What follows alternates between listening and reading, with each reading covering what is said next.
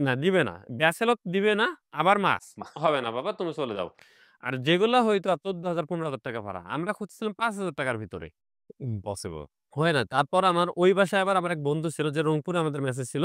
ওরও ভালো financial backup ছিল। পরবর্তীতে আমরা আজিমপুর ইরাকি মাঠের ওখানে একটা বাসা পাই। ব্যাচেলর বাসা দিতে পারি এবং এগুলো ওনার কোনো সমস্যা নেই। ফ্যামিলির পাশে উঠবে না। আচ্ছা। এইজন্য আমাদের দিছে কিন্তু। চারদিকে ঘেরা কোনো আলো বাতাস কিচ্ছু পাবেন না। কারেন্ট চলে গেলে ওটা আপনার কবরস্থান। তো পরে আমার ওই বন্ধুকে ৳৫,০০০ দিয়ে একটা রুম। আমরা ২ বন্ধু গেটের সাথে যেটা ঢোকা ছিল ওইটা নেই ৳৪,৫০০ দিয়ে, ৳৯,৫০০। ফ্রিজ থাকা মানে দরকার, কি? ওখানেই থাকেন আপনারা? ওখানে ফ্লোরিং করে থাকতাম। মানে ওকে। আমি তো তখন আমার বন্ধুর ওখানে ফ্রিতে ১ মাস ছিলাম।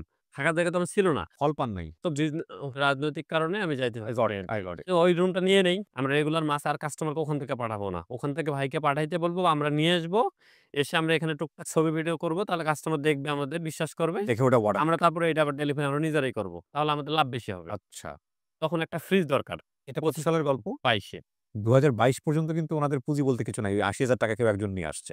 এটা একটু মাথায় রাখেন। আর অন অ্যান্ড অফ বিজনেস এ কোন লাভ নাই। এই করছে, পকেটে কিছু টাকা থাকে সেটা দিয়ে আরেকটা বিজনেস করছে, এরকম একটা অবস্থা। এই ৩ বছরেও কোথায় গেছে?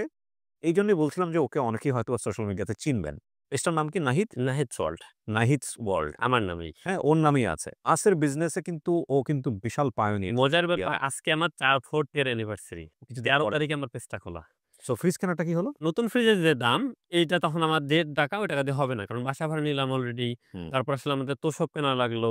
তারপর এখন পাতিল রান্না করে খাওয়ার জন্য নিজেরা খালা রাখার টাকা নেই আমাদের। খুঁজতে, খুঁজতে উত্তরার দিকে ফ্রিজ পাই ৳১০,৫০০। ওই আন্টির কাছে আমরা আনতে যাই। ৳১০,০০০ আমরা পাই। ঐদিন তুমুল বৃষ্টি ছিল। ৩ ঘন্টা বাসার নিচে দাঁড়াইছিলাম। ওই আন্টি আমাদের ভুল করে বাসার ভিতর বসতেও বলে নাই। পিকআপে করে নিয়ে আসছি বৃষ্টিতে ভিজে। এক সাইডে ফ্রিজ রাখলাম, নিচে ফ্লোরিং করতাম। খাট-টাট কোনো কিছু নাই কিন্তু।